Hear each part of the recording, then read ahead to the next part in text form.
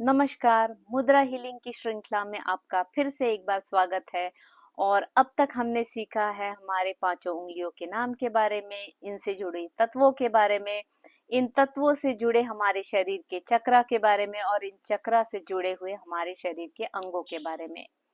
तो आगे बढ़ते हैं इसी श्रृंखला में। पहले करेंगे एक क्विक रिकैप ज्ञान मुद्रा के बारे में, फिर सीखेंगे प्राण मुद्रा के बारे में, अपान मुद्रा के बारे में, वायु मुद्रा के बारे में और शून्य मुद्रा के बारे में। आइए सीखते हैं। हमारी सबसे पहली मुद्रा है ज्ञान मुद्रा, जिसको हम अपने अंगूठे और तर्जनी को जोड़ के बनाते हैं, यानी कि अग्नि तत्व और वायु तत्व को जोड़कर यानी कि बैलेंस करके बनाते हैं। इस मुद्रा के ये फायदे हैं कि आप इससे अपना मेमोरी पावर बढ़ा सकते हैं, ये आपके दिमाग को शांत रखने में मदद करता है और ये आपको ज्ञान अर्जित करने में भी मदद करता है। इसीलिए हमारे ऋषि मुनि इसी मुद्रा में ध्यान लगाते हैं। हमारी अगली मुद्रा है अपान मुद्रा, जिसे हम अपने अंगूठे, मध्यमा और अनामिका को जोड़कर बनाते हैं, यानी कि अग्नि तत्व, पृथ्वी तत्व और आकाश तत्व को बैलेंस करते हैं।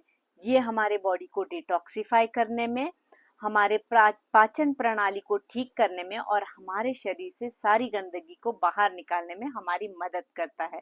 तो ये बनी हमारी अपान मुद्रा। अगली मुद्रा है वायु मुद्रा, जिसे हम अपने तर्जनी को अंगूठे से इस तरीके से दबाकर बनाते हैं। ये हमारे शरीर में वायु को बैलेंस करता है, यानी कि इससे हमारे जोड़ों में या हमारे नर्व्स में किसी भी तरीके का प्रेशर या दर्द हो तो उससे हमको राहत मिलती है। ये हमारे बॉडी में किसी भी तरीके के गैस या ब्लोटिंग या एसिडिटी को भी कम करता है। और हमारी आज की आखिरी मुद्रा है शून्य मुद्रा, जिसे हम अपने अंगूठे से मध्यमा को इस तरीके से दबाकर बनाते हैं। ये हमारे बॉडी में स्पेस एलिमेंट को बैलेंस करता है, जिससे हमारे सुनने की शक्ति बढ़ती है। ये हमें कान के दर्द में और चक्कर को कम करने में भी मदद करता है। ये हमें वर्टिगो से भी राहत दिलाता है।